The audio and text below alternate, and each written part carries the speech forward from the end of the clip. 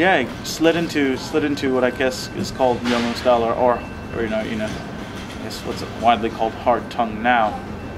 And yeah, really got hooked on that. There were other things I started to see in there too. A guy, Daryl Brown, who's quite a well-known Mongol player. Looking at videos of him playing the Konbuk style, all the strange tongues that and the sound, the different sounds that the tongues produced, and really did start becoming, I think, beyond obsessed with any kind of traditional playing style, anything from the north. I mean, and if I heard the words northern playing style and didgeridoo in the same sentence, my ears would just perk up. Oh, what's this new knowledge? You got to teach me. You got to teach me. There's still a lot that I'm still learning about it, because I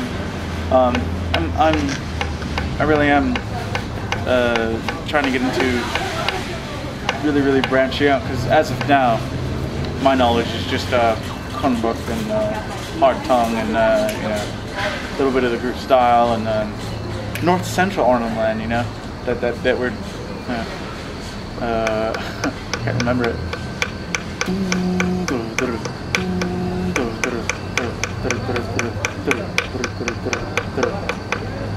If I'm correct.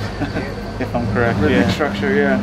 A lot of the articulation is different, and the dynamic control is in a lot of Western instruments, dynamic control. And I'd say in Western music, just in general, dynamic control comes into play in a very distinct way, even throughout a lot of genres.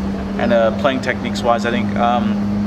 What is dynamic control? Dynamic control. Well, let's say we'll start with the most basic. Sorry, I have a piece of music, and it's cracked a forte. We'll call the forte category first two bars, or first two measures if you like, if you guys are Americans. First two bars. I've been assimilated, so you can't rescue me now. I'm becoming Aussie. But first two bars of the music cracks a forte, right? And then we'll have a reduction, sudden reduction, piano. And as a crescendo, dynamic changes. It adds a lot of expression to the music. It adds a lot of oomph, So we'll say, yeah, it's that in a way. As far as basic music speak goes, that would be my way to explain dynamic control. Just the level of volume of intensity of the music. There's also articulation that comes into there and comes into play, and staccato, legato, rubato, just that kind of stuff. Hard notes, soft, flowing, tied, untied, rests after solid notes, just stuff like this. It all halts, continues, stuff like that.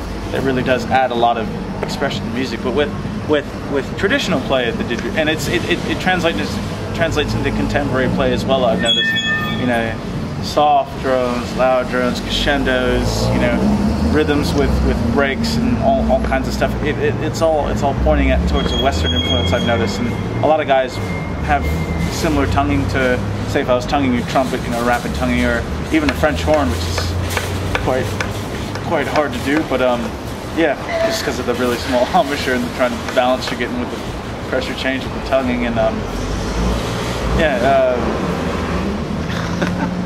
It's quite different, especially when I listen to a lot of core Yolngu style from a lot of names that you guys may know. I'm sure you guys already know.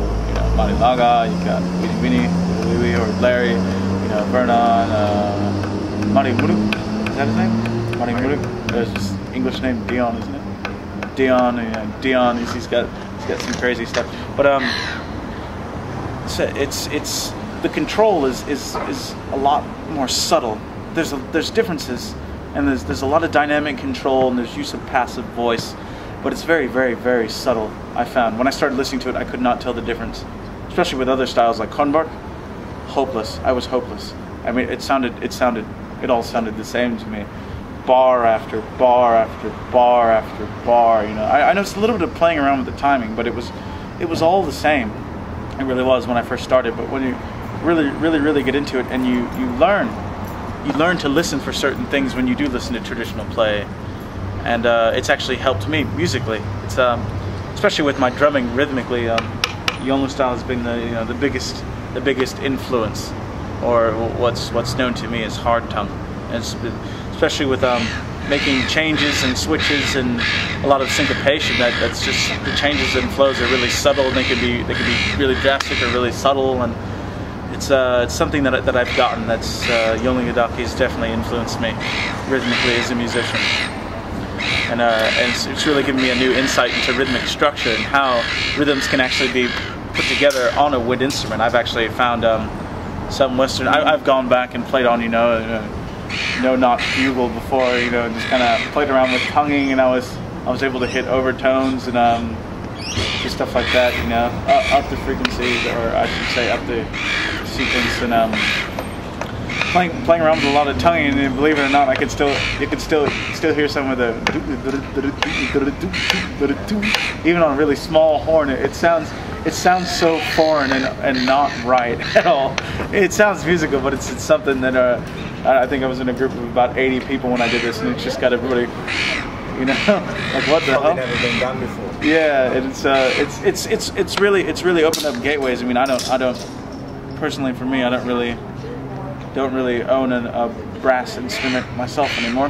I mean, mine are all sold, or they've been given away, or when I played at school as a kid, they were things that I rented, just stuff like that. But it would really be good to slide into that, really playing around with a Western brass instrument with a lot of Yolngu tonguing would be something that could be taken away from the style, or playing around with the syncopation. That there's a lot of unique structures, believe it or not, that I've seen in Yolngu Yidaki. There's a lot of familiar rhythms that I can recognize from other cultures. Like, it's a lot of familiar rhythms, and there's also I've taken stuff, some of the advanced rhythmic structure from drums like tabla, and I've actually incorporated them onto the yidaki and played them on the yidaki, and crazy enough, tried to use Yolngu technique to reproduce these rhythms the best way I can, and it's been great experimental wise. It really has gotten me past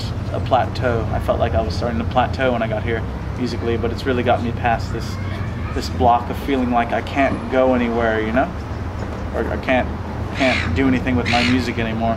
I've got another instrument to expand on, and it's just been growing and expanding and growing, expanding and growing, expanding, and I was recently able to showcase it, the Maya on the 5th. That was all right, and had a couple of other things didgeridoo wise, played with the Saudi choir, and did a solo at the beginning of one of the songs, and it was a solo incorporating a lot of this Yolngu Yidaki technique, and even hints at konbok in there, because it seems to be a more open style, or seems to be closer to a contemporary sound than a lot of the harder, rougher stuff, or hard jagged stuff.